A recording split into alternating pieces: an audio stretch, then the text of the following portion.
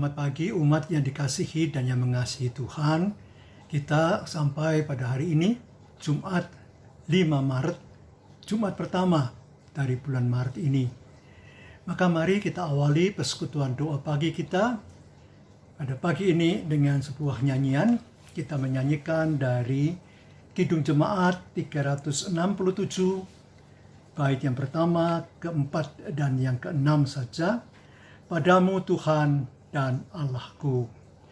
Padamu Tuhan dan Allahku, ku persembahkan hidupku. Darimu jiwa dan ragaku, hanya dalammu ku teduh. Hatiku yang Engkau pulihkan, padamu juga ku berikan. Betapa kau mencari aku, hatimu rindu padaku. Kau raih aku kepadamu, membuat aku milikmu. Diriku sudah kau kasih, kau jualah yang aku curi. Ya Yesus, namamu kiranya dalam hatiku tertera, supaya kasih selamanya dalam hidupku nyatalah. Seluruh kata dan kerjaku biar penuh dengan nama-Mu. Mari kita bersama-sama datang dalam doa. Terima kasih Bapa untuk waktu, ketika, dan kesempatan yang sudah Bapa berikan dalam kehidupan kami. Waktu terus bergulir, kami tak dapat menghentikannya, dan kami pada hari ini telah sampai pada hari Jumat pertama, bulan baru Maret ini ya Bapa. Maka biarlah apa yang boleh menjadi perenungan kami dari peristiwa tentang Stefanus, Kisah Rasul pasal 7, boleh memberikan kekuatan bagi kami. Bapa, berkata-katalah dan Roh Kudus bekerja, karena kami umat Tuhan siap sedia mendengarkannya. Roh Kudus sendiri yang memenuhkan diri kami, dan Engkaulah yang bekerja.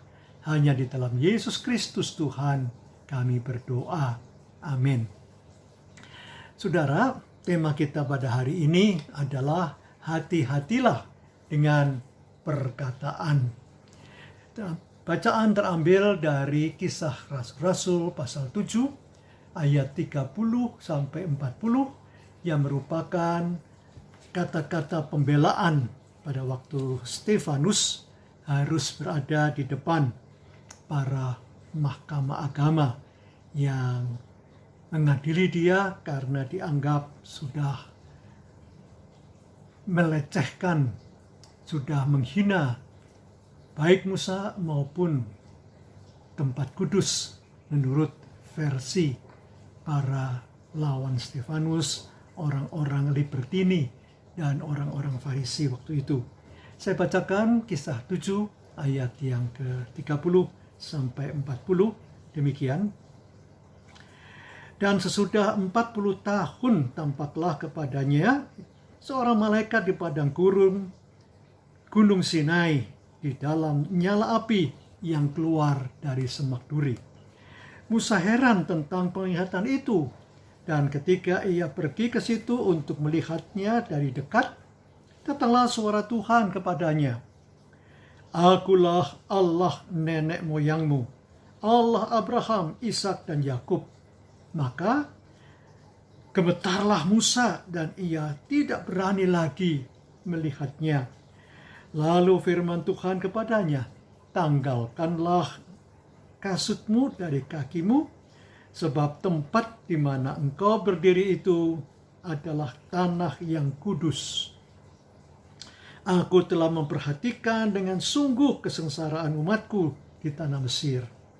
Dan aku telah mendengar keluh kesah mereka. Dan aku telah turun untuk melepaskan mereka. Karena itu, marilah engkau akan kuutus ke tanah Mesir. Musa ini yang telah mereka tolak dengan mengatakan, siapakah yang mengangkat engkau menjadi pemimpin dan hakim? Musa ini juga telah diutus oleh Allah sebagai pemimpin dan penyelamat oleh malaikat yang telah menampakkan diri kepadanya di semak duri itu. Dialah yang membawa mereka keluar dengan mengadakan mujizat-mujizat dan tanda-tanda di tanah Mesir, di Laut Merah, dan di padang gurun 40 tahun lamanya.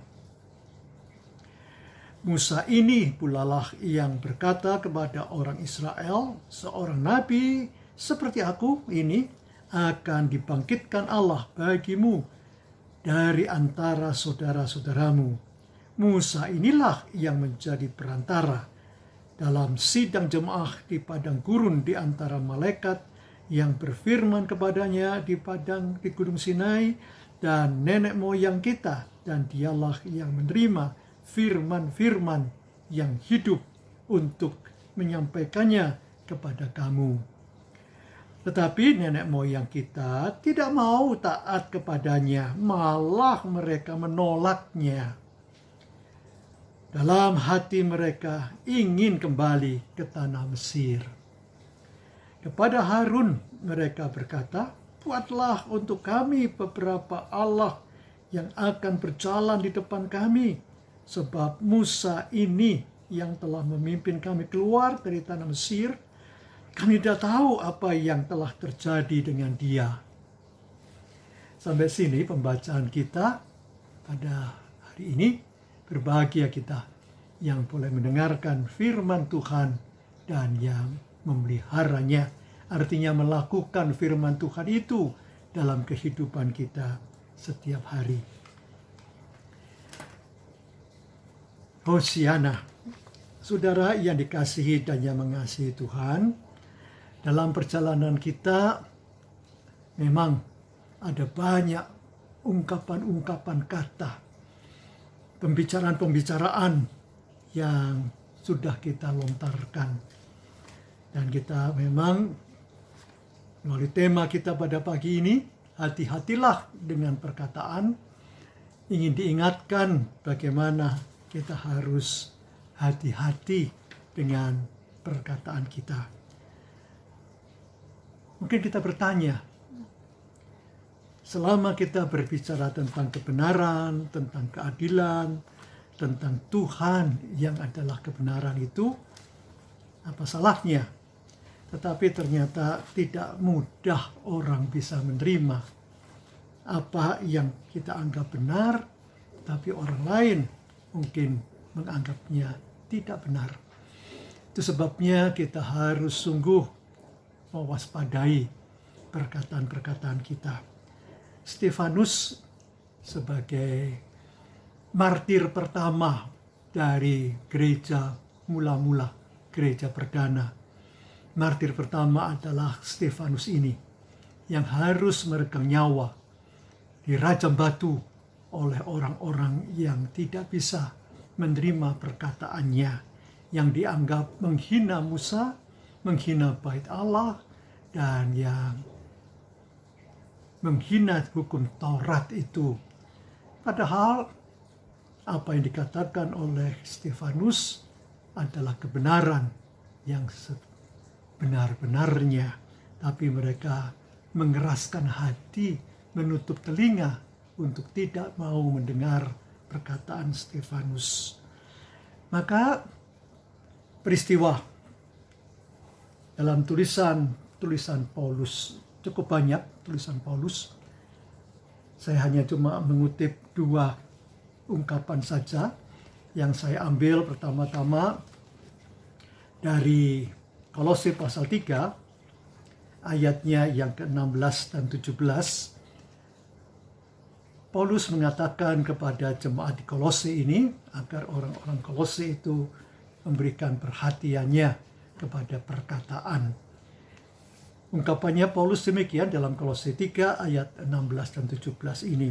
Hendaklah perkataan Kristus diam dengan segala kekayaannya di antara kamu, sehingga kamu dengan segala hikmat mengajar dan menegur seorang akan yang lain, dan sambil menyanyikan mazmur dan puji-pujian dan nyanyian rohani, kamu mengucap syukur kepada Allah di dalam hatimu. Dan segala sesuatu yang kamu lakukan dengan perkataan atau perbuatan, lakukanlah semuanya itu dalam nama Tuhan, sambil mengucap syukur oleh Dia kepada Allah Bapa kita. Ajakan Paulus untuk apa yang menjadi perkataan dan dalam perbuatan dilakukan dalam nama Tuhan. Sedangkan kepada jemaat lain, yaitu Efesus pasal yang ke-4 ayat yang ke-25, Paulus menuliskan demikian, karena itu buanglah dusta dan berkatalah benar seorang kepada yang lain, karena kita adalah sesama anggota. Nah, maka biarlah kita juga boleh dengan sungguh-sungguh memperhatikan, waspada atas ungkapan kata-kata kita, sehingga apa yang boleh menjadi bagian dalam hidup ini sungguh kita lakukan. Segala tugas, panggilan kerja, pelayanan, kita boleh melakukannya bersama Tuhan. Nah, sedangkan dalam Injil, Tuhan Yesus pernah menegur umat Israel pada waktu itu melalui sebuah perumpamaan teguran Tuhan Yesus ini. Saya akan bacakan Lukas 19 ayatnya yang ke-22, yaitu sebuah perumpamaan tentang uang mina. Tuhan Yesus pernah mengatakan ini kepada orang-orang yang mengikuti Tuhan Yesus di zaman itu. Katanya kepada orang itu, kata Tuhan Yesus, "Hai hamba yang jahat, Aku akan menghakimi engkau menurut perkataanmu sendiri. Engkau sudah tahu bahwa aku adalah orang yang keras, yang mengambil apa yang tidak pernah aku taruh dan menuai apa yang tidak aku tabur." Yang ingin saya berikan tekanan dalam contoh atau perumpamaan Tuhan Yesus ini, kata-kata Tuhan Yesus, "Hai hamba yang jahat, Aku akan menghakimi engkau menurut perkataanmu sendiri." Nah, itu sebabnya kita harus sungguh-sungguh berhati-hati atas ungkapan-ungkapan kata-kata kita. Dalam pembacaan kita tadi, saudara, ada keluh kesah umat Israel di tanah Mesir. Dan Tuhan mendengarkan keluh kesah umat Israel itu yang sudah 430 tahun ada di tanah Mesir sejak Yusuf yang menjadi penguasa sebagai raja muda saat itu, sampai mereka dibawa keluar oleh Musa. Nah, indah kalau Stefanus kemudian mengungkapkan semua itu dalam pembelaannya di hadapan mahkamah agama, tetapi orang-orang tidak mau mendengarkan. Perkataan yang benar sekalipun dianggap tidak baik. Perkataan yang tidak dusta sekalipun tapi dianggap kurang cocok untuk mereka. Sehingga kemudian Stefanus harus mengalami sebagai martir pertama gereja perdana. Nah, saudaraku di dalam Tuhan, baiklah kita juga berani untuk menanggung konsekuensi dan risiko atas apa yang kita perkatakan dan ucapkan dan bicarakan, karena melalui kata-kata kita itu juga kita akan mempertanggungjawabkan di hadapan Tuhan. Itu sebabnya kita memohon kepadanya sumber segala hikmat dan marifat untuk agar kita diberikan hikmat Tuhan memperkatakan kata-kata khususnya tentang firman Allah sendiri, tentang kehidupan dan juru selamat dunia di dalam Yesus Kristus. Maka biarlah kita boleh senantiasa mengungkapkan syukur dan pujian kita, sehingga nama Tuhan sendiri yang dipermuliakan. Amin. Kita akhiri doa pagi kita dengan sebuah nyanyian yang saya pilih dari Kidung Jemaat, yaitu 432. Kita tidak menyanyikan semua hal ini, tapi kita nyanyikan 2 bait dari nyanyian ini.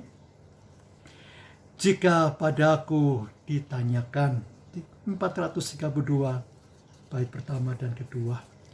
Jika padaku ditanyakan apakah ku beritakan pada dunia yang penuh penderitaan, kan ku sampaikan kabar baik pada orang-orang miskin, pembebasan bagi orang yang ditawan, yang buta dapat penglihatan, yang tertindas dibebaskan. Sungguh tahun rahmat Tuhan sudah tiba, kerajaan Allah penuh kurnia, itu berita bagi isi dunia.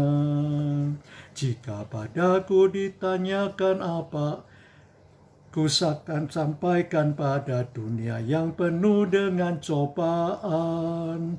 Aku bersaksi dengan kata tapi juga dengan karya, menyampaikan kasih Allah yang sejati. Telah tersedia bagi kita pengampunan dan anugerah, keselamatan dalam Kristus puteranya. Kerajaan Allah penuh kurnia, itu berita bagi isi dunia. Mari kita datang dalam doa. Bapa, ada banyak doa-doa syafaat yang ingin kami sampaikan. Maka sejenak, secara senyap, secara pribadi, kami akan menaikkan doa syafaat kami pribadi kepadamu sesaat ini. Beberapa saat ya Bapa, kami akan teduh diri.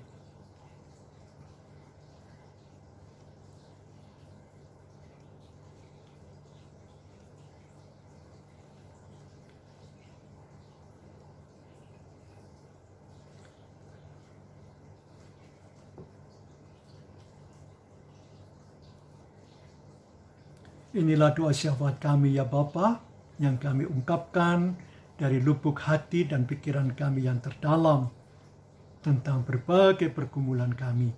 Ada banyak orang yang masih harus merekam kehidupan ini, menghadapi berbagai pergumulan karena sakit, bahkan sakit yang tak terobati sekalipun ya Bapa.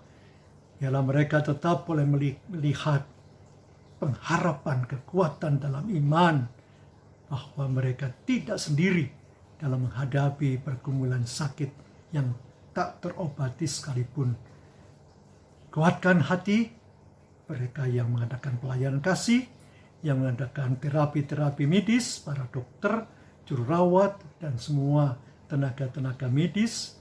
Berikan ya Bapa, mereka semua yang memberikan vaksinasi saat ini sebagai vaksinator, sukacita untuk boleh melaksanakan tugas vaksin sehingga Indonesia boleh memunculkan herd community beberapa saat mendatang ya Bapa. Kami mohon juga Engkau berikan hikmat kepada bangsa dan negara kami dalam melaksanakan program-program kerjanya. Baik pemerintah di daerah dari sejak RT RW sampai kepada kelurahan, kecamatan, wali kota, bupati, gubernur, dan seterusnya. Bapak, Engkau berikan mereka juga takut kepada Allah sendiri dan menjauhkan diri mereka dari segala korupsi, kolusi, dan nepotisme yang seringkali menerjang, menghampiri para pejabat. Bapak, kami juga membawa dalam doa kami untuk Presiden dan Wakil Presiden dan semua menteri, Kabinet Indonesia Maju. Bapak juga lah yang bersama-sama mereka. Berkati juga ya Bapak akan pergumulan kehidupan berjemaat, khususnya dalam minggu-minggu Prapaskah, mempersiapkan sampai pada Jumat Agung dan Paskah mendatang. Nama Bapak saja dipermuliakan. Kami serahkan juga Bapak semua doa kami, baik secara pribadi maupun bersama-sama ini, dan kami juga boleh menunaikan segala kewajiban dan tugas bersama dengan berkat Bapa sendiri. Penyertaan, kawalan, bimbingan, sukacita Allah ada pada kami, anak-anak Bapa. Karena kami hantar doa kami hanya di dalam satu pengantara kami yang hidup, yang setia, Yesus Kristus Tuhan. Amin. Tuhan memberkati saudara kini dan selama-lamanya. Bagi Bapak Ibu yang memiliki pergumulan khusus dan ingin didoakan, bisa menghubungi rekan-rekan pendeta di nomor berikut.